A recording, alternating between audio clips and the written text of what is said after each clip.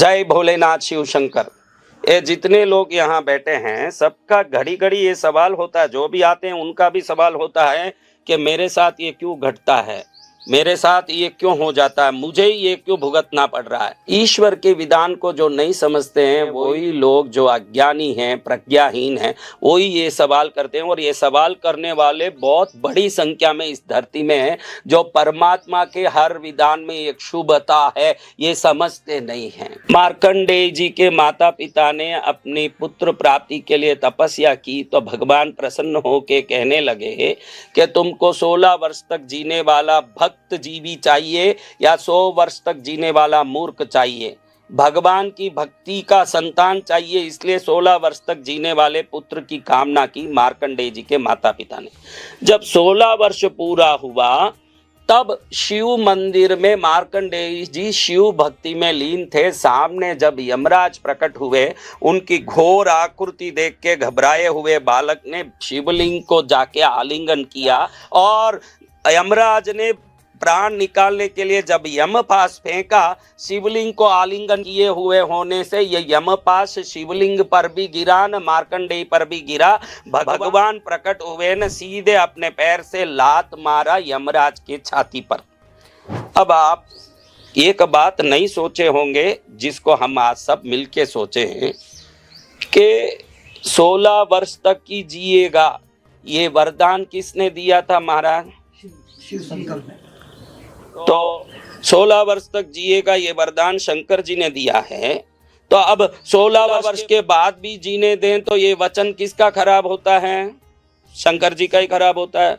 तो यमराज जी का 16 वर्ष पूर्ण होते ही मार्कंडेय जी के सामने प्रकट होना ये शिव के वाणी के अनुसार ही है। तो इसमें यमराज की क्या गलती है जिन पर भगवान ने लात मारा? आप बताओ, कभी ये नहीं सोचा होगा आप लोगों ने कि भगवान ने महाकाल को लात मार के महाकाल बने, लेकिन उस काल को लात मारा, ये न्याय कहाँ? इसमें न्याय कहाँ? भगवान नहीं बोला कि तू 16 वर्ष तक जिएगा। जैसे ही 16 वर्ष पूरा हुआ, उस अंतिम रात में यमराज उनके प्राण लेने मार्कंडेय जी के पहुंच गए। तो इसमें कहाँ गलती है यमराज की जिसको लात मारा भगवान ने? अब इसको सोचोगे तो आपको समझ पड़ेगा कि आपके जीवन में भी जो घट रहा है प्रभु की उसमें अनन्य लीला है ना, अनन्य कृपा है। क्या लीला है, क्या कृपा है? देखो, भगवान ने यमराज की छाती पर लात मारा। अब आपकी हमारे शरीर में दो जगह है, एक तो मस्तिष्क, दूसरा हृदय। मस्तिष्क है बुद्धि का काम करने वाला, हृदय है भाव से काम करने वाला।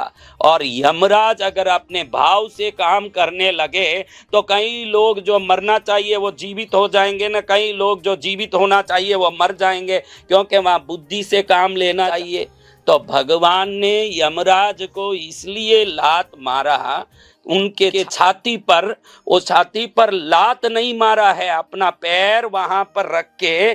कभी जीवन में यमराज भावना से किसी काम को ना कर दें, वहां भाव का अतिरेक ना हो, बुद्धि की विवेक हो, इसलिए अपने चरणों को उस छाती पर, हृदय पर रख के वहां से उमड़ने वाले भावों को सदा सदा के लिए भगवान ने समाप्त कर दिया। लात नहीं मारा, यमराज के छाती पर अपने चरण रख के उस छाती के अंदर उमड़ने वाले भावों को समाप्त किया। दूसरा, भगवान ने अपने बाएं पैर से यमराज के छाती पर अपना चरण रखा।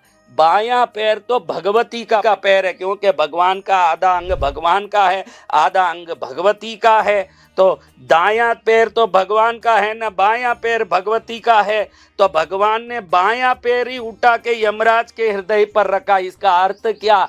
भगवती है शक्ति और भगवान है शिव। है यमराज, तुझ में इतनी शक्ति हो कि कभी भी जीवों को लेने लाने तू जाता है न, वापस अपना कर्तव्य पूरा करता है, तो कभी भी कमजोर पड़ के शक्तिहीन ना हो जाए। श्रेष्ठ शक्ति से अपने कर्तव्य का सदा पालन करता भी रहें और बुद्धि विवेक से उस कार्य को श्रेष्ठ करता भी रहें। इसलिए भगवान ने अपने चरण को उठा के हृदय पर रख के भाव से होने वाली गलतियों को ना होने दें, ऐसे अपने चरण कृपा से उसको समाप्त भी कर दिया। और उसी समय अपने बायां पैर को रख के जो भगवती का पैर है उसमें से शक्ति को भी यमराज पर संचारित करके कह दिया कि तू परम शक्तिमान बन के जीवन में सभी जीवों पर अपने धर्म का, कर्म का, निष्ठा का कार्य करते रहें।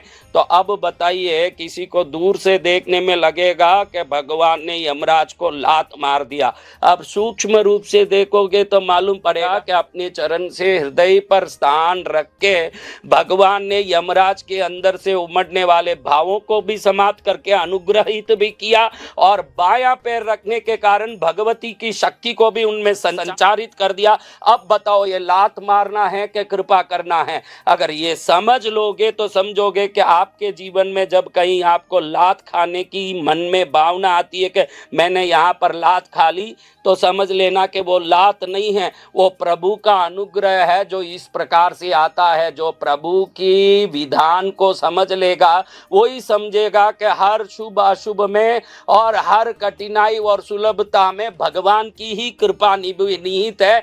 भगवान ही हर कार्य को संभव करते हैं। ऐसे भोलेनाथ की भक्ति शिवरात्रि की हर व्यक्ति को करना चाहिए। 22 से 26 तारीख तक कृष्णगिरी में भी शिवरात्रि का उत्सव हो रहा है। जिनको शिव भक्ति में लीन होना हो, शिव ध्यान में लीन होना हो, रुद्र अभिषेक अपने हाथ से करना हो, रुद्र यज्ञ में बैठना हो, अपने हाथों से पार्थिव शिवलिंगों बना बना के उसकी पूजा करनी हो, 5 दिन तक शिव पुराण की कथा सुननी हो और निशुल्क जिबू कॉइन भी अपने घर ले जाना हो, वो सभी लोग 9053 पर संपर्क करें और शिवरात्रि को शिवमय, भक्तिमय, योगमय, ध्यानमय, आशीर्वादमय और कृपामय बनाएं। जय शिव शंकर भोलेनाथ।